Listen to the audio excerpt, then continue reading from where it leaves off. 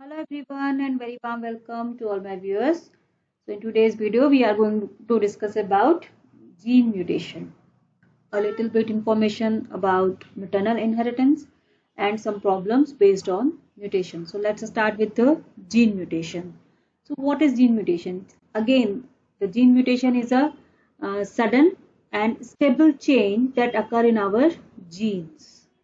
Okay, it occurs in somatic cells as well as in gametic cells. पहले भी मैंने बताया है म्यूटेशन दोनों ही सेल्स में हो सकता है, सोमैटिक में भी और गैमेटिक में भी. डिफरेंस ये है कि सोमैटिक सेल्स में जो म्यूटेशन होते हैं वो केवल सोमैटिक सेल की जो अगली जनरेशन आएगी माइटोसिस के थ्रू उसमें इनहेरिट होगा, जबकि गैमेटिक सेल्स में जो म्यूटेशन होगा वो अगली जनरेशन में ट्रांसमिट हो जाएगा. This is the basic difference. Okay, so before going forward first discuss what is gene.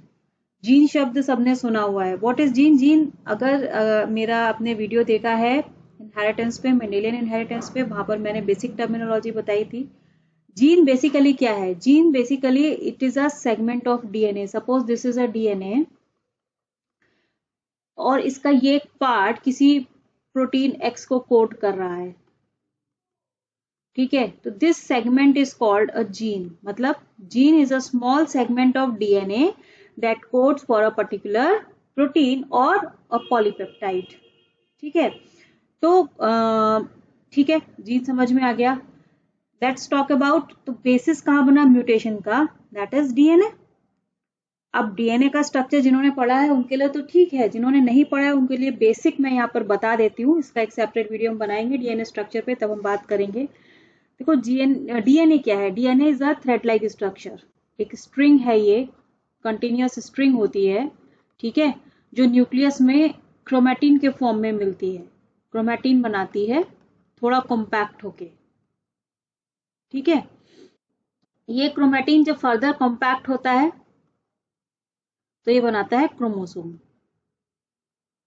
यानी कि हमारा ये जो डीएनए है ये बेसिकली क्या फॉर्म करता है? क्रोमोसोम. हम क्रोमोसोमल म्यूटेशंस की बात कर चुके हैं, हम डीएनए की बात कर रहे हैं. डीएनए क्या है? एक जेनेटिक मटेरियल है लिविंग सेल का, लिविंग ऑर्गेनिज्म का. अगर इसके केमिकल स्ट्रक्चर की मैं बात करूं, थोड़ा सा बेसिक यहाँ पर समझ लेते हैं. Chemically it is composed of two type of nitrogenous bases. बताती हूँ मैं क्या होते हैं. दो टाइप के नाइट्रोजनस बेसिस मिलते हैं हमें यहाँ पर. एक होते हैं प्यूरिन्स और दूसरे होते हैं पिरिमिडीन्स, ठीक है. प्यूरिन्स में भी दो एग्जाम्पल है यहाँ पर, दो बेसिस मिलते हैं हमको. एडेनिन जिसको हम रिप्रेजेंट करते हैं कैपिटल ए से, और ग्वानिन जिसको हम रिप्रेजेंट करते हैं कैपिटल जी से. इसी तरह पिरिमिडीन्स जो होते हैं ये भी दो होते हैं. थाइमिन जिसको हम रिप्रेजेंट करते हैं टी से, और दूसरा है साइटोसिन जिसको हम रिप्रेजेंट करते हैं सी से. यानी कि अगर एक लेमन लैंग्वेज में बात करूं तो हमारे डीएनए में ए, टी, जी और सी, ये चार अल्फाबेट्स जो हैं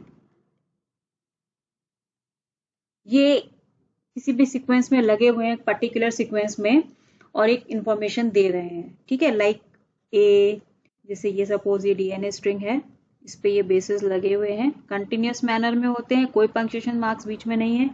A T G C, C A G T G G C, C A, like this. तो ये इस सीक्वेंस में लगे हैं और ये जो मैसेज है ये कोई मैसेज है जो ट्रांसमिट होगा हमारे सेल में, ठीक है. तो आप कहोगे कि भाई यही चार अल्फाबेट, यही चार ए टी जी सी चार अल्फाबेट जो हैं हमारे सारे लिविंग ऑर्गेनिजम्स में, लिविंग वर्ल्ड में सारी प्रोटीन्स और पॉलीपेप्टाइड्स को की इंफॉर्मेशन देते हैं. Only these 4 letters A T G and C. इसमें कोई सरप्राइजिंग होने वाली बात नहीं है.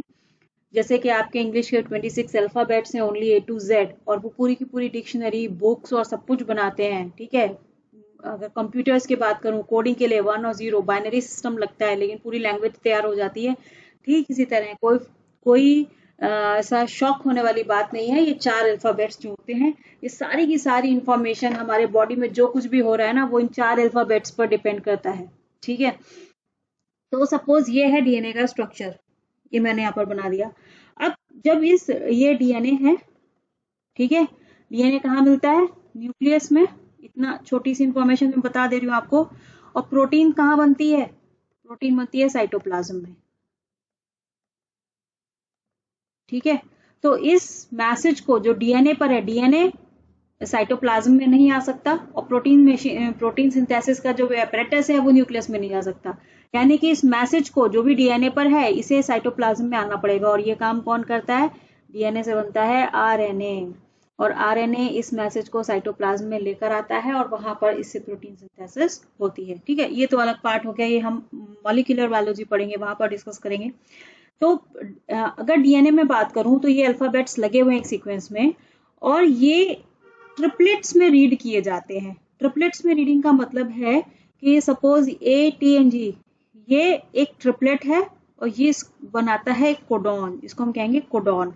ये कोड करता है फॉर एग्जाम्पल एक अमीनो एसिड के लिए, से एक्स। ठीक है, नेक्स्ट CCA, ये एक कोडॉन है जो कि कोड करेगा अमीनो एसिड Y के लिए। नेक्स्ट ये कोड करेगा अमीनो एसिड Z के लिए। नेक्स्ट ये कोड करेगा अमीनो एसिड U के लिए। अब ये 4 अमीनो एसिड, अब ये लास्ट वाला अकेला रह गया, ये इसका कोई काम नहीं है, ये कोई रीडिंग फ्रेम नहीं बनाएगा जब तक इसके साथ 2 और लेटर्स ना जुड़ जाएं। मतलब जो इंफॉर्मेशन है वो हमेशा ट्रिपलेट में रीड होती है, इसलिए कोडॉन्स हमेशा क्या होते हैं? ट्रिपलेट होते हैं। ठीक है, ये 3 नाइट्रोजनस बेस मिलकर एक कोडॉन बनाते हैं। अब जैसे ही ये अमीनो एसिड इनकॉर्पोरेट होते हैं एक्स वाई जेड, ये X Y Z and U, ये आ गए, ये बनाता है एक पॉलीपेप्टाइड। ठीक है, और बहुत सारी पॉलीपेप्टाइड मिल करके एक स्ट्रक्चर बनाती है जिसे हम कहते हैं प्रोटीन, जिसका एक पर्टिकुलर स्ट्रक्चर होता है, उसका एक पर्टिकुलर फंक्शन होता है। ठीक है, पहली चीज। दूसरा ये कि ये जितने भी नाइट्रोजनस बेस है ना, ये एक स्टैंडर्ड सीक्वेंस में लगे रहते हैं। ऐसा नहीं है कि ये रैंडम लगे हुए हैं, इनका अपना एक सीक्वेंस होता है, ये सीक्वेंस स्पेसिफिक होता है। और हर इंडिविजुअल में एक जो बेसिक आपकी फिजियोलॉजी है उसके लिए एक सेम सीक्वेंस मिलेगा within the same species. Species to species ये वेरी करेगा, but within the same species same sequence मिलेगा। ठीक है, अब आप यहाँ पर समझो कि ये हमारा एक स्टैंडर्ड सीक्वेंस है। अगेन मैं एक डीएनए स्ट्रैंड ड्रॉ कर देती हूँ यहाँ पर। ठीक है, इस पे कुछ बेसिस लगे हुए हैं, एक स्टैंडर्ड है ये सीक्वेंस जो मिल रहा है इंडिविजुअल में किसी।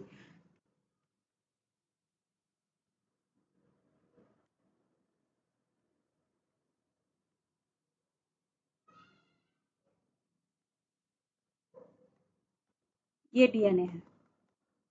ठीक है, ये हमारा ट्रिपलेट आ गया, पहला ट्रिपलेट, दूसरा ट्रिपलेट, तीसरा ट्रिपलेट और चौथा ट्रिपलेट। ये किसी एक पॉलीपेप्टाइड को कोड कर रहा है, अमीनो एसिड इसमें जुड़ रहे हैं। ठीक है, 1 2 3, और ये एक प्रोटीन बना रहा है, पॉलीपेप्टाइड बना रहा है। कभी ऐसा हो जाए कि ये सीक्वेंस चेंज हो जाए किसी वजह से, कोई बेस सपोज यहाँ से डिलीट हो जाए या कोई एक्स्ट्रा बेस यहाँ पर ऐड हो जाए किसी भी वजह से, तो क्या होगा? यहाँ पर ये जो फ्रेम है, रीडिंग फ्रेम चेंज हो जाएगा, और एक बेस का इनकॉर्पोरेट होना या डिलीट होना पूरे मैसेज को चेंज कर देगा, पूरा मैसेज चेंज हो जाएगा। यही बेसिस बनाता है आपका डीएनए म्यूटेशन का। Means if this sequence is changed, then the structure and function of the polypeptide will also change। ठीक है, और ये जो चेंज आएगा ना, this forms the basis of gene mutation। ठीक है, तो जीन म्यूटेशन बेसिकली हो कहाँ पे रहा है? वो डीएनए के लेवल पे हो रहा है, उसके नाइट्रोजनस बेस में हो रहा है। क्लियर? तो ये तो सिंपल एक बेसिक इंफॉर्मेशन थी आपको समझाने के लिए कि जीन क्या होता है, डीएनए क्या होता है, एग्जैक्टली हम किस लोकेशन की बात कर रहे हैं। क्लियर? नाउ अब मैंने कहा कि ये सीक्वेंस में कुछ चेंज होता है, ये डीएनए के सीक्वेंस में कोई चेंज आ रहा है, तो अब हम डिस्कस करते हैं कि चेंज या सीक्वेंस में कितने तरीके से आ सकता है। तो ये जो चेंज आ रहा है वो बेसिकली 3 वजह से आ सकता है। पहला है सब्स्टिट्यूशन या रिप्लेसमेंट, दूसरा है डिलीशन और तीसरा है एडिशन। ठीक है, तो इसकी बात कर लेते हैं। सब्स्टिट्यूशन या रिप्लेसमेंट के लिए आप देखो, रिप्लेसमेंट का मतलब क्या है कि एक चीज किसी दूसरी चीज से रिप्लेस हो जाए। ठीक है, यानी कि यहां पर हम क्या कह सकते हैं, डीएनए में क्या है भाई, नाइट्रोजनस बेस है, तो कोई एक नाइट्रोजनस बेस किसी दूसरे बेस से रिप्लेस हो जाए, उसको हम कहेंगे रिप्लेसमेंट या सब्स्टिट्यूशन म्यूटेशन। क्लियर। अब हमारे पास 2 टाइप के नाइट्रोजनस बेस हैं। ठीक है, हमारे पास 2 टाइप के नाइट्रोजनस बेस हैं। पहला था प्यूरिन, शॉर्ट में लिख देते हैं, और दूसरा है पिरिमिडिन। ठीक है, प्यूरिन कौन कौन से थे, एडेनिन एंड गुआनिन, और पिरिमिडिन थे थाइमिन एंड साइटोसिन। ठीक है, अब रिप्लेसमेंट कैसे हो सकता है, सपोज डीएनए में किसी जगह पर ए है, वो ए जी से रिप्लेस हो जाए, या जी है जी ए से रिप्लेस हो जाए। दोनों ही केस में क्या होगा, एक बेस का रिप्लेसमेंट हुआ ना, इस प्यूरिन का प्यूरिन से हो गया रिप्लेसमेंट। ठीक है, या पिरिमिडिन का पिरिमिडिन से हो गया। तो ऐसे म्यूटेशन को हम कहते हैं ट्रांजिशन।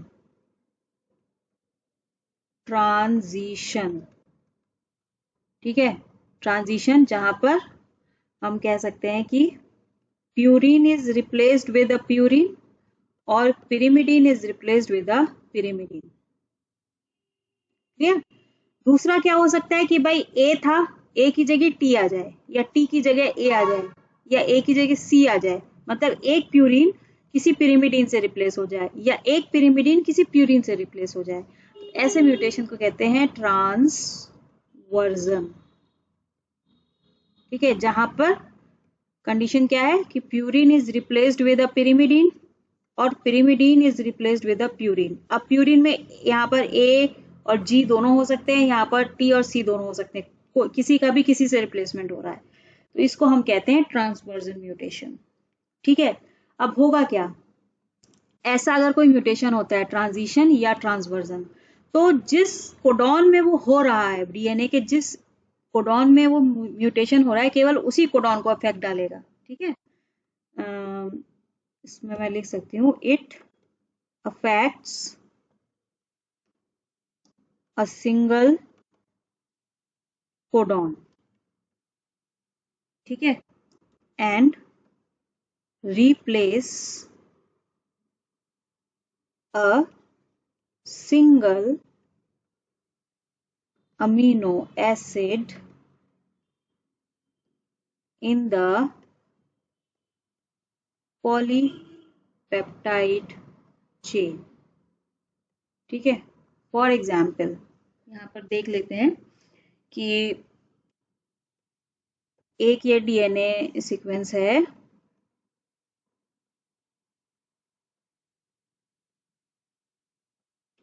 जिस पर नाइट्रोजनस बेसिस लगे हुए हैं, A T G C C G T A C T A G C C. यहाँ पर अगर मैं फ्रेमिंग करूं नॉर्मली, तो ये ट्रिपलेट कोडॉन हो गया, इस तरीके से रीडिंग हो जाएगी। ये है amino acid 1 2 3 4 and 5, 5 amino acid ये कोड हो रहे हैं। इसमें हो गया आपका एक म्यूटेशन कौन सा हुआ, सपोज ट्रांजिशन हो गया। ठीक है, ट्रांजिशन कहाँ हुआ, यहाँ पर हुआ।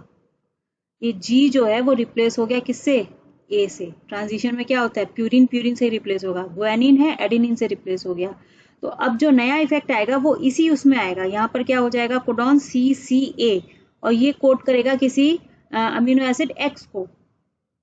ठीक है, तो अब जो आपका पॉलीपेप्टाइड बनेगा उसका सीक्वेंस क्या हो जाएगा, 1x345, ये 2 रिप्लेस हो गया आपका। ठीक है, तो लाइक दिस ट्रांसवर्जन भी हो सकता है आपका। सपोज ये एडेनिन है, ये गुआनिन से रिप्लेस, सॉरी एडेनिन तो प्यूरिन होता है ना, ये टी से रिप्लेस हो जाए या सी से रिप्लेस हो जाए। तो ये यहाँ पर थर्ड नंबर की जो अमीनो एसिड है वो चेंज हो जाएगी। यानी कि यहाँ पर क्या होता है कि जिस कोडॉन में म्यूटेशन हो रहा है ना वही इफेक्ट करता है और उसी से कोड होने वाली अमीनो एसिड चेंज होती है। पूरे के पूरे रीडिंग फ्रेम पर कोई फर्क नहीं पड़ता है। ऐसे म्यूटेशन को हम क्या कहते हैं? Point mutation. पॉइंट म्यूटेशन वो म्यूटेशन होते हैं जो अफेक्ट करते केवल एक न्यूक्लियोटाइड बेस पेयर को या एक नाइट्रोजनस बेस को। अफेक्ट अ सिंगल नाइट्रोजनस बेस। ठीक है, याद रखना पॉइंट म्यूटेशन का मतलब क्या है? जो केवल एक नाइट्रोजनस बेस को अफेक्ट करता है। अब ये जो रीडिंग फ्रेम चेंज हो रहा है, कितने तरह के म्यूटेशन हो सकते हैं ट्रांजिशन या ट्रांसवर्जन से? देखो यहाँ पर ये है पॉइंट म्यूटेशन।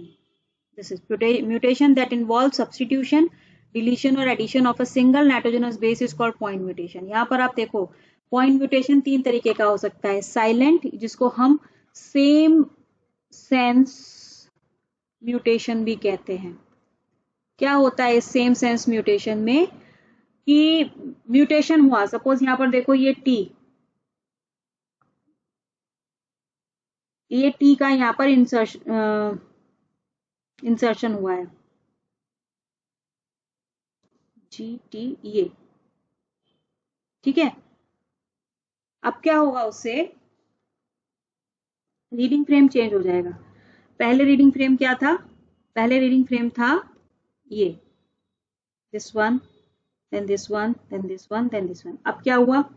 AGC तो वही रहा, यहां पर G के साथ एक T आ गया। ठीक है,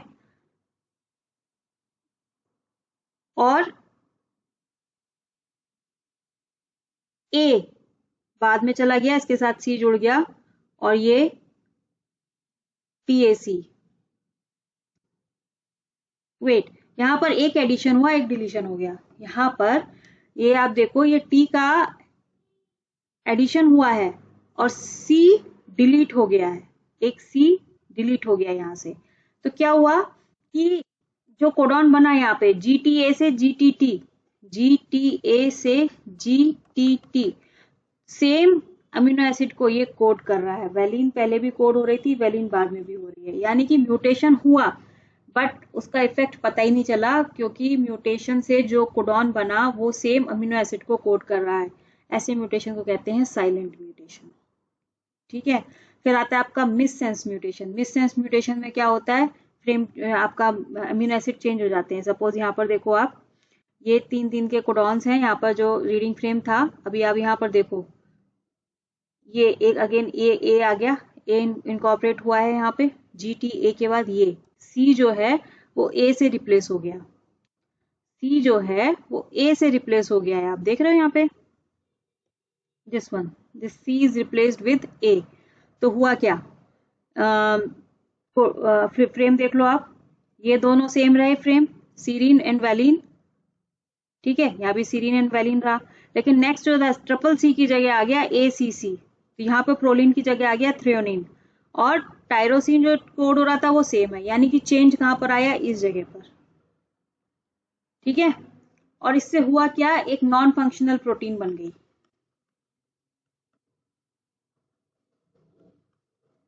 ठीक है, इसका स्ट्रक्चर डिस्टॉर्ट हो गया।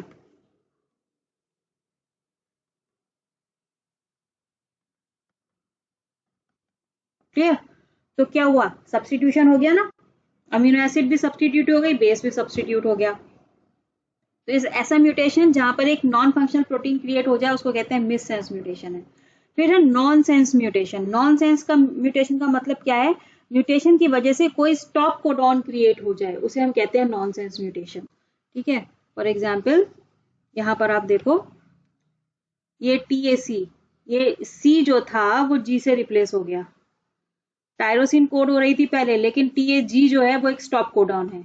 स्टॉप कोडॉन का मतलब क्या होता है? जब प्रोटीन सिंथेसिस का एपरेटस ऐसे किसी कोडॉन से इंटरेक्ट होता है तो यहाँ पर वो किसी अमीनो एसिड को इनकॉर्पोरेट नहीं कराता और जो एपरेटस है वो डिस्टॉर्ट हो जाता है और प्रोटीन सिंथेसिस स्टॉप हो जाती है। ठीक है, देखो कोई भी चीज कि सेल के अंदर भी आप अपने आप नहीं चल रही है, उस प्रोसेस को स्टार्ट कराने के लिए भी सिग्नल चाहिए और उसको एंड कराने के लिए भी सिग्नल चाहिए। ऐसा नहीं कि कोई प्रोसेस कंटिन्यूअस होती ही रहेगी इनफाइनाइट टाइम तक। ठीक है, तो हमारी सेल एक बहुत बड़ा एक सिस्टम है जहाँ पे आप एक अच्छा मैनेजमेंट देख सकते हो चीज़ों का। क्लियर?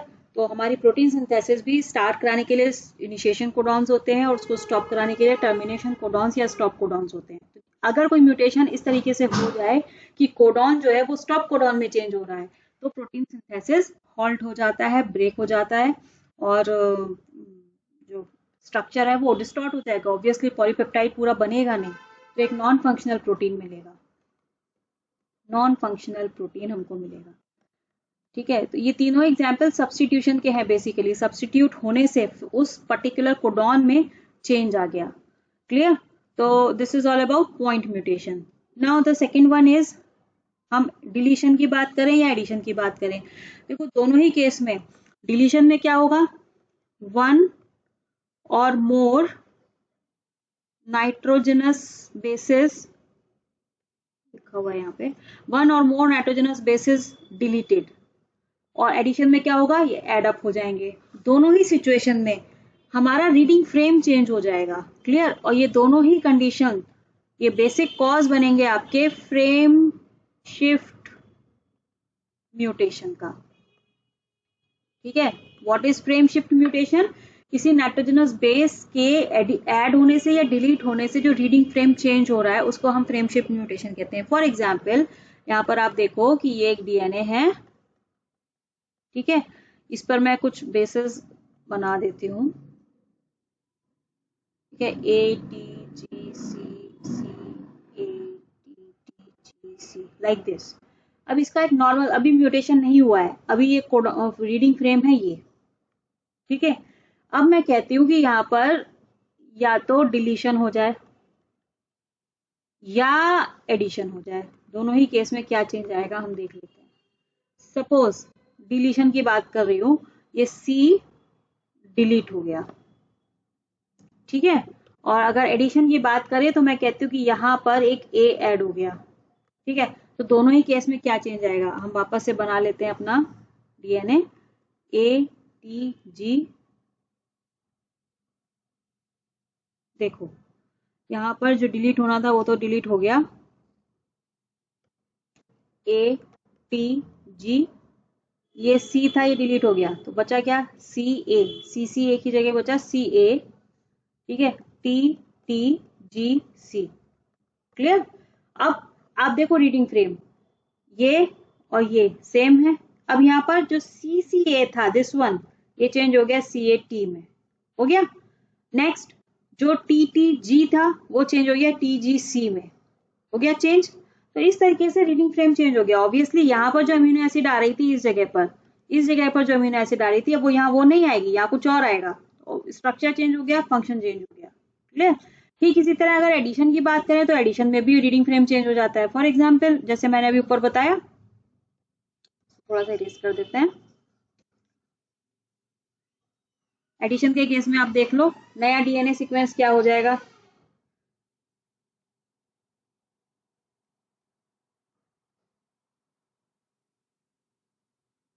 ये देखो ए टी जी ऐसे ही रहेगा, सी सी ए ऐसे ही रहेगा।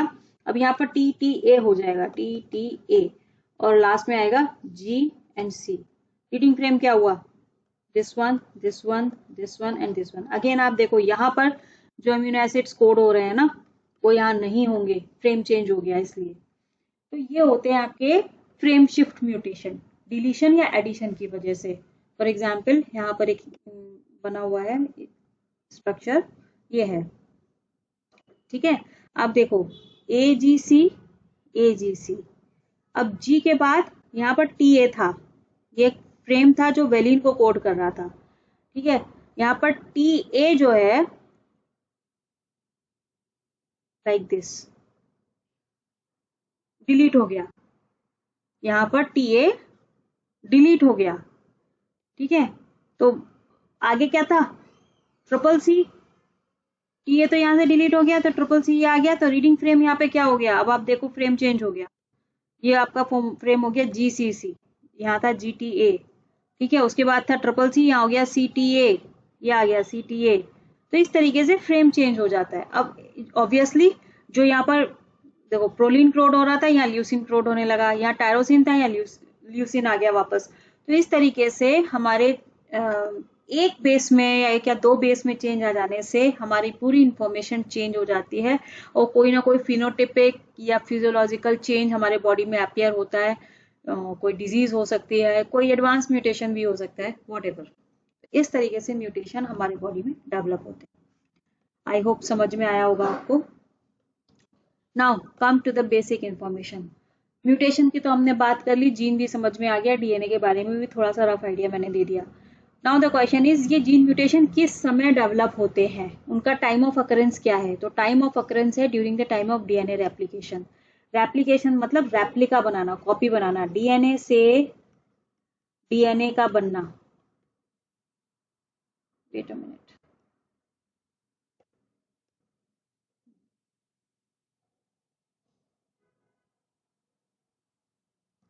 डीएनए से डीएनए का बनना, उसको कहते हैं रेप्लिकेशन। रेप्लिका माने कॉपी बनाना। जब डीएनए से डीएनए की कॉपी बनती है उस समय ये जो प्रोसेस होती है रेप्लिकेशन की, 100% एक्यूरेट नहीं होती है। 0.1%, 0.01% चांसेस होते हैं कि यहाँ पर एरर्स इनकॉर्पोरेट हो जाती हैं। दैट्स वाई ये जो म्यूटेशन है इनको हम कॉपी एरर म्यूटेशंस के नाम से भी जानते हैं। ठीक है, और यही एरर्स जो होती हैं बेसिकली वेरिएबिलिटी के लिए बेस तैयार करती हैं या हमारे ऑर्गेनिक इवोल्यूशन के लिए रॉ मटेरियल का काम करते हैं। अब आप कहोगे कि अचानक से क्यों चेंज आ जाता है? अचानक से कोई चेंज नहीं आता है। ऐसा नहीं है कि जो रेप्लिकेशन एपरेटस है वो उसमें कोई मिस्टेक होती है। हमारे चारों ओर की सराउंडिंग में बेसिकली कोई टेम्परेचर का चेंज है, कोई केमिकल प्रेजेंट है या वॉट कुछ भी हमारे सराउंडिंग में वो जो चेंज होता है ना, हमारे सेल की सराउंडिंग में या हमारे एनवायरमेंट में, उसका इफेक्ट हमारे डीएनए रेप्लिकेशन पर देखने को मिलता है, जिसकी वजह से ये चेंजेस अपीयर होते हैं या ये एरर्स डेवलप होती हैं। ठीक है, तो हम इन्हें एक पॉजिटिव वे में लेते हैं कि भाई हमारे इवोल्यूशन के लिए रॉ मटेरियल दे रही हैं, हमारे एनवायरमेंट के हिसाब से हमको अडेप्ट करवा रही है। अगर बात करें इनके डिटेक्शन की, तो जैसे क्रोमोसोमल एब्रेशंस थे, आप कैरियोटाइप बना के उसका आप अंडर माइक्रोस्कोप उसको देख सकते थे, वो विजिबल था आपके लिए। जीन म्यूटेशन आपको विजिबल नहीं होंगे क्योंकि डीएनए नेकेड आई से विजिबल नहीं होता है। ठीक है, इसको हम कब डिटेक्ट कर सकते हैं? जब ये म्यूटेशन हो जाए, अपनी ऑफस्प्रिंग में ट्रांसफर हो जाए और वहां पर कोई फिनोटिपिक चेंज अपीयर होता है। ठीक है, तो हम उसको कहेंगे कि हाँ भाई यहाँ कोई जीन म्यूटेशन और जेनेटिक म्यूटेशन हो गया है। अगर कोई फिनोटिपिक चेंज अपीयर नहीं हो रहा है तो हम जीन म्यूटेशन को रिकॉग्नाइज नहीं कर सकते हैं। ठीक है, वो साइलेंट म्यूटेशन हो जाएगा अगर कोई फिनोटिपिक चेंज अपीयर नहीं हुआ। क्लियर? सारे पॉइंट से इंपॉर्टेंट है, सब यही क्वेश्चंस बनते हैं।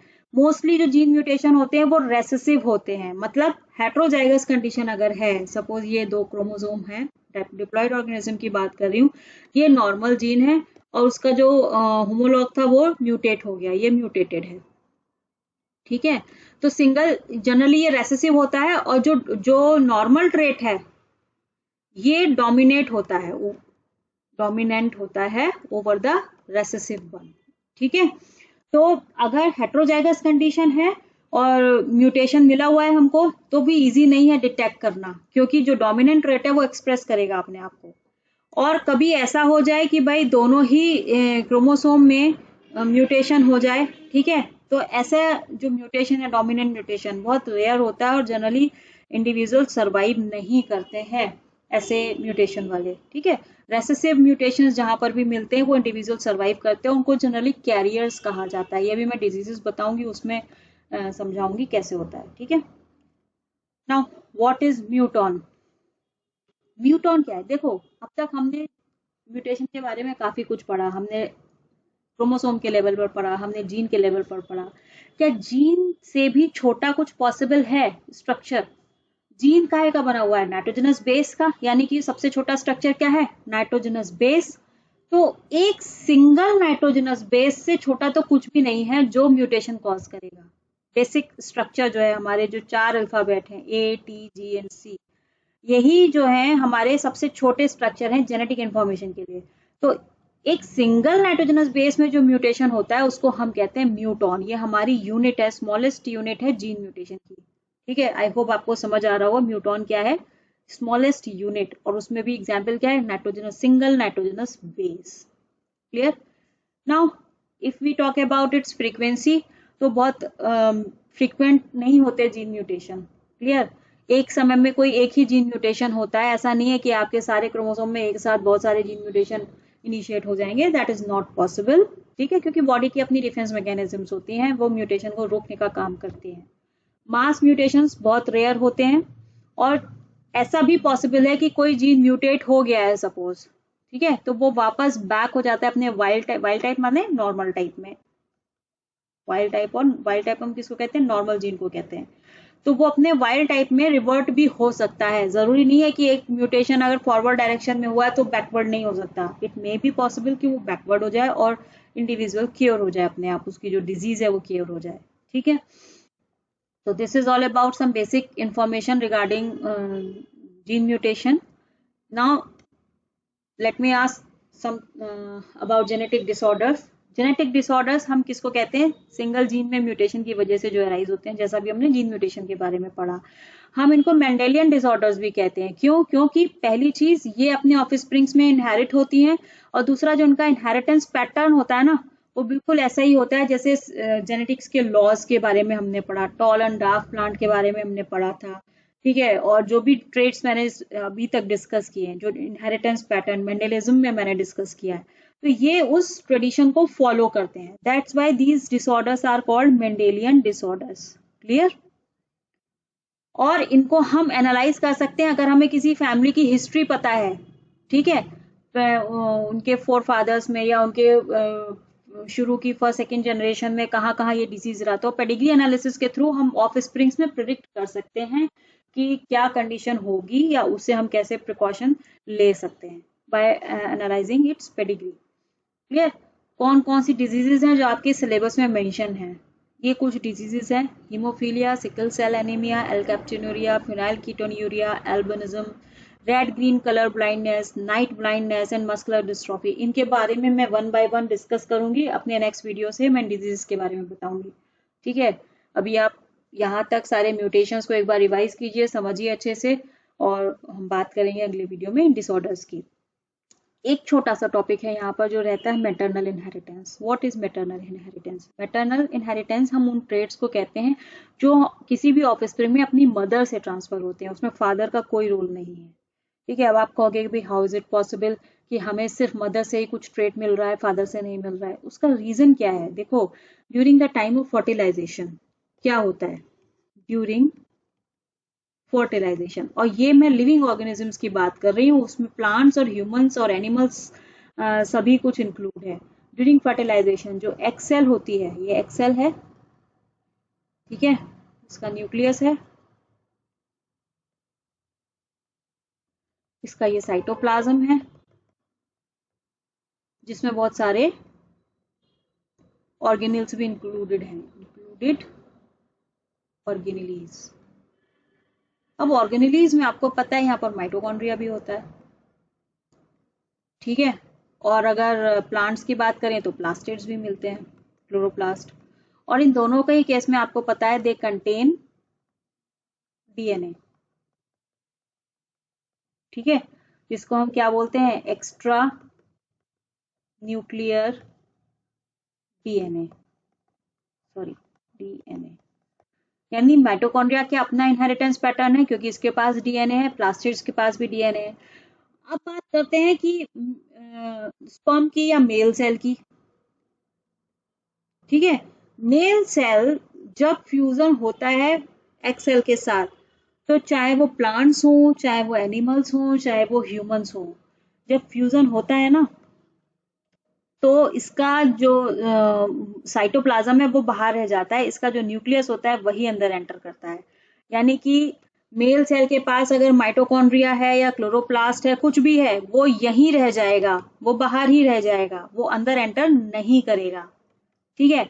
तो माइटोकॉन्ड्रिया और क्लोरोप्लास्ट दोनों हमें किससे मिल रहे हैं? हमें अपनी मदर से मिलते हैं। This is the basics of maternal inheritance. तो माइटोकॉन्ड्रियल जीन्स हमारे पास जो इनहेरिट हुए हैं वो हमें अपनी मदर से हुए हैं। प्लांट के केस में अगर हम बात करें, mitochondrial genes as well as chloroplast के जीन जो भी है वो हमें अपनी मदर से, उनकी मदर से इनहेरिट हुए हैं, उनके मैटरनल प्लांट से इनहेरिट हुए हैं।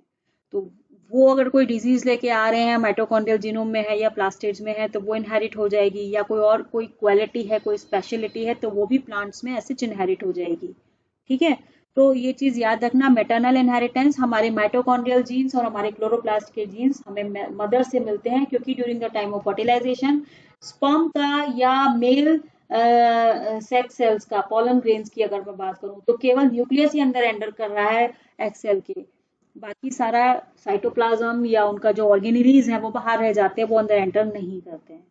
ये बेसिस बनाता है आपका मैटरनल इनहेरिटेंस का। आई होप क्लियर हुआ होगा। और इसी पे बेसिक बेस्ड कुछ प्रॉब्लम्स हैं जो मैंने यहाँ पे बनाई हुई हैं।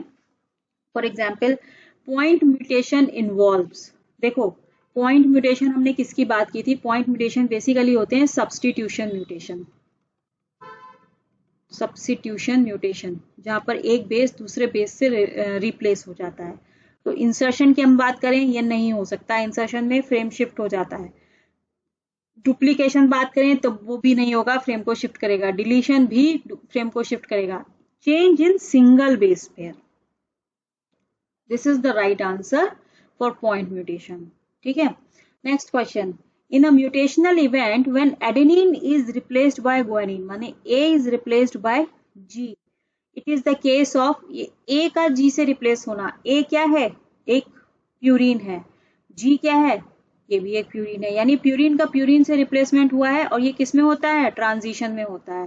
तो इट इज क्लियर कि ये एक ट्रांजिशन म्यूटेशन है। लेट्स सी की ये ऑप्शन अवेलेबल है नहीं, फ्रेम शिफ्ट म्यूटेशन नहीं है। ट्रांसक्रिप्शन, ट्रांसक्रिप्शन क्या होता है, ट्रांसक्रिप्शन होता है डीएनए से आरएनए का बनना, दिस इज ट्रांसक्रिप्शन, तो ये भी नहीं है। ट्रांजिशन है, ट्रांसवर्जन, ट्रांसवर्जन में क्या होता है, ट्रांसवर्जन में प्यूरिन पिरिमिडीन से रिप्लेस होती है, या पिरिमिडीन प्यूरिन से रिप्लेस होती है, तो ये भी ऑप्शन नहीं है। तो सही आंसर क्या है, ट्रांजिशन। ठीक है, next, one of the parent of a cross has mutation in its mitochondria, एक पेरेंट के माइटोकॉन्ड्रिया में म्यूटेशन हुआ है। In that cross the parent is taken as male, जिसमें म्यूटेशन हुआ माइटोकॉन्ड्रिया में, उसको एज अ मेल ट्रीट किया गया।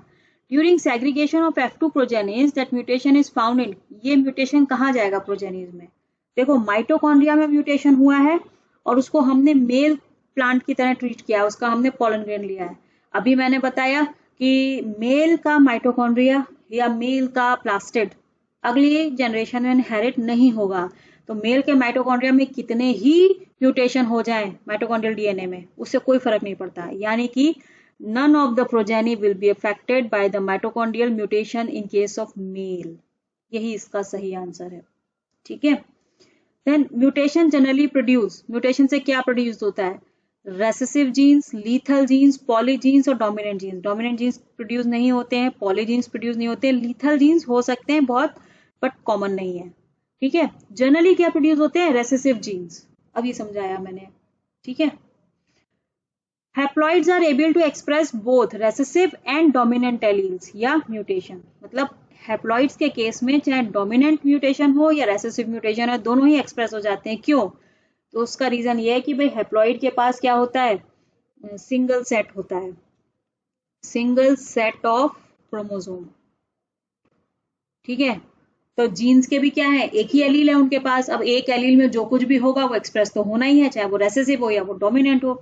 तो उसका रीजन क्या है, many alleles for each gene नहीं, two alleles for each gene नहीं, only one allele for each gene in the individual, yes that's why these are called haploids. ठीक है, and only one allele in a gene, नहीं genes. ठीक है, now the last question is, a normal green male maize, ठीक है, is crossed with albino female. Maize का plant है, male plant जो है वो ग्रीन कलर का है और फीमेल प्लांट एल्बिनो है, तो the progeny is albino, progeny सारी एल्बिनो मिली। क्यों, देखो ग्रीन कलर कहाँ से आता है, क्लोरोप्लास्ट से आता है ना, मेज के क्लोरोप्लास्ट में ग्रीन कलर प्रेजेंट है, पिगमेंट प्रेजेंट है, ग्रीन कलर दे रहा है, जबकि फीमेल के क्लोरोप्लास्ट में वो कंडीशन नहीं है, वो एल्बिनो कोड कर रहा है, और फीमेल का ही क्लोरोप्लास्ट इनहेरिट होगा अगली जनरेशन में, inherited to next generation, maternal inheritance का केस है ये। तो इसीलिए प्रोजेनी जो है वो एल्बिनो मिली, ग्रीन नहीं मिली। Plastids are inherited from the female parent only, अब फीमेल का प्लास्टिड अगर एल्बिनो कोड कर रहा है तो सारे इंडिविजुअल्स जो ऑफस्प्रिंग्स हैं वो एल्बिनो ही होंगे। तो this is the right answer. So इसी तरीके के क्वेश्चंस आते हैं, बस आपको क्वेश्चन ध्यान से पढ़ना है, समझना है और जो भी कॉन्सेप्ट आपने पढ़ा हुआ है उसके साथ उसको कोरिलेट करना है, आपको आंसर मिल जाएगा। So this is all about gene mutation and regarding its basic concept, DNA क्या है, आपको थोड़ा बहुत समझ में आया होगा। आई होप कॉन्सेप्ट क्लियर हुआ होगा। तो ठीक है, मिलते हैं नेक्स्ट लेक्चर में with different type of Mendelian disorders. Till then stay safe, stay healthy and keep studying. Good bye.